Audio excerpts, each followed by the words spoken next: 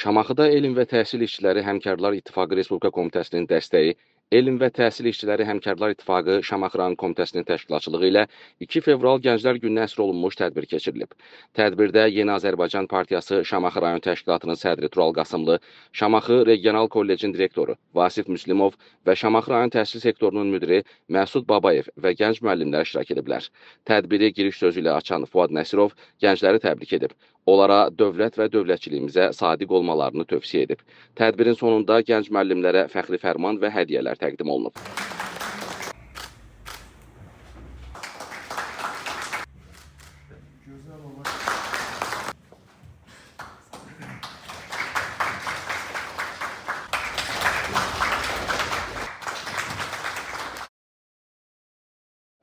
2 fevral Azərbaycan Respublikasının hər yerində olduğu kimi bu gün də Şamaxı rayonunda tədbir keçirildi. Tədbir Elm Təhsil İşçiləri Şamaxı rayon komitəsi tərəfindən təşkil olunmuşdu.